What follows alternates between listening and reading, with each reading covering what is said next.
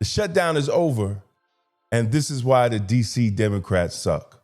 Let's get into it. This is the Publisher's Desk with Damon K. Jones, brought to you by Black Westchester Magazine. What's good, family? I'm Damon K. Jones, publisher of Black Westchester Magazine, blackwestchester.com. And this is the Publisher's Desk. Now, I got to talk about this government shutdown because what we just saw in Washington wasn't leadership, it was performance. It's gesture. You can get 100 votes here in the Senate. Won't mean anything because the House is not going to take it up, and the President of the United States certainly will not sign it.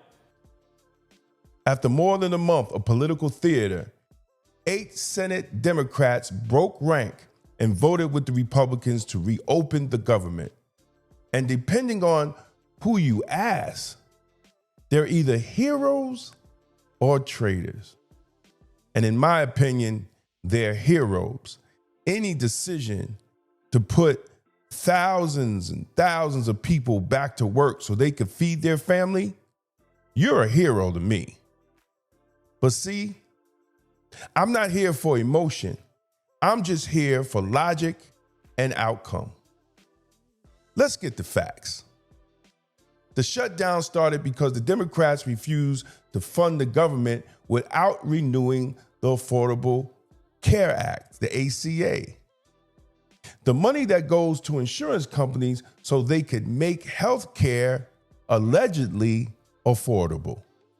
That sounds nice. But the problem is those subsidies don't make health care cheaper. They just make it more profitable for the insurance companies.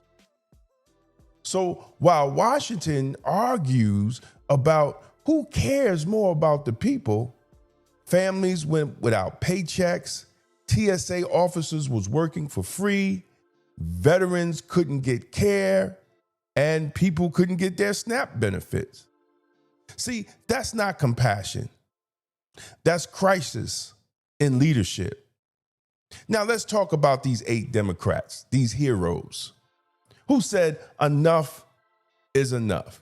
Dick Durbin, John Fetterman, Kathleen Cortez Masto, Jackie Rosen, Maggie Hassan, Janine Sheehan, and Tim Kaine and August King. They didn't flip sides. They just flipped the script, brothers and sisters. They realized that math doesn't care about your politics. There were people hurting. Federal workers was missing rent, missing mortgage payments. Airports were short-staffed. Food banks were running out of supplies. So they voted to reopen the government because keeping it closed wasn't helping anyone. I was talking about this. The vote tonight was crucial to open the government because too many Americans, hardworking individuals, seniors, children, were suffering. I know in Nevada, particularly that is based on a service industry, tourism and travel, we are doubly hit. Tariffs, bad policies of this administration, and the shutdown was having an impact on travel to our state and quite honestly across the country. But it wasn't just that. We have federal workers that were suffering. We have TSA agents. We have airport controllers. And we were seeing lines to our food banks in northern Nevada. These were lines that I hadn't seen since the pandemic. And the stories were horrific. Seniors in line needing food because they couldn't get access to the food that they usually would get at the federal level. One man came and refused to say who he was because he was embarrassed and said, I shouldn't be here, but he needed the food. Mothers coming to the food bank to get food for their children. My colleagues know that opening the government was key to stopping that pain. See, that's what Thomas Sowell calls choosing the lesser evil. And in real life, not Twitter life, not social media life, not TikTok life, that's governing. Now, here's where it gets very, very interesting, brothers and sisters. At the last minute, Chuck Schumer offered what he called a reasonable compromise, reopening the government for a year and extend those ACA subsidies for a year. President Trump countered with something different. He said, forget about giving billions to the insurance. Let's give the money directly to the people. That means direct pay, health credits or vouchers, real money in your pocket to pay for your surgery, your medication, your doctor. But guess what happened? Washington buried the idea. Democrats didn't want it because it cut out their donors. Republicans didn't want it because it cut the lobbyists out. So the only plan that actually made sense died in silence in the Senate. Before, we're willing to negotiate once the credits are extended, plain and simple. And we made that in our proposal yesterday. So for 1 year, people making millions of dollars would still receive these COVID-era subsidies? The bottom line is the senator from Ohio ignores that 99% of people, you want to hurt people making $10,000, $50,000, $90,000 and hold this up? We can fix what the gentleman said in a negotiation, but don't have people who are every day being hurt by paying thousands of dollars more that they can't afford. I know that the senator from Ohio cares about the billionaires. We care about average working people. The floor. So just to be clear, Mr. President. Was recognized. So just to be clear, what you heard from the minority leader was the following. I just want to recap it for those of you who might have missed. Number one, he acknowledged that the Democrats have actually not put forward a written proposal that people could look at. Number two, he acknowledged that his plan would be to allow millionaires, let me just say that clearly, people making millions of dollars would receive Biden-era COVID Obamacare subsidies. You heard that right. No income cap. I was going to ask him before he stormed out of the room, because evidently he doesn't want to hear any opposing views or actually engage in meaningful negotiation. He would have heard me ask the next question, Madam President, which is, would he continue $0 premiums, which we know for a fact have enormous levels of fraud? If he had stayed, I would have asked him a third question. Does he want these monies to go directly to insurance companies? Let me repeat that, Madam President, because I don't think the American people have been told the truth here. This money does not go to people on Obamacare. This is a check written from the federal government to the wealthiest insurance companies on the planet. And that's what I mean when I say politics isn't about the people, it's always about the payout. On November 9th, the Senate finally voted 60-40 to end the shutdown and fund the government through January 2026. Federal workers are back on the job, thank God. Programs are running again, thank God. But the so-called healthcare solution, it's just pushed off to another day. So the question is, what the hell did they do all this for?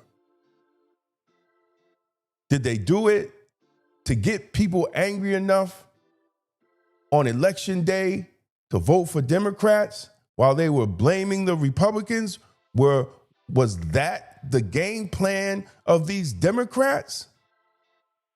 While people were suffering, they were worried about politics?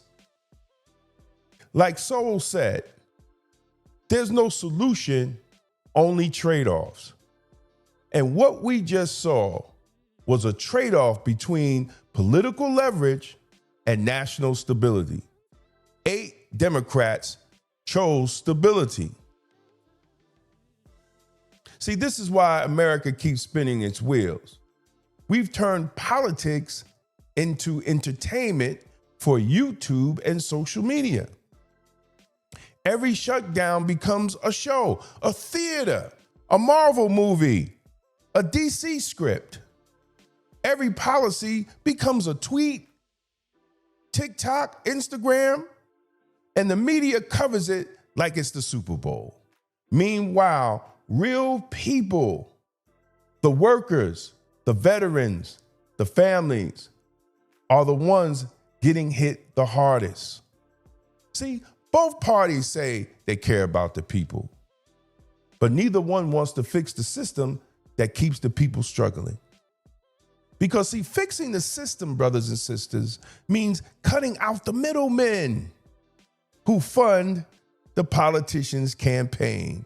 And that's why nothing changes. See, here's the logic. 8 Democrats didn't sell out. They stepped up. They put math over emotion and reason over rhetoric. And for that, they're called every name in the book. Watch what they do to these Democrats. Watch what their own party will do to them because they decided to put people to work, to allow families to have SNAP benefits, to allow people to pay their bills, to make flying safe again.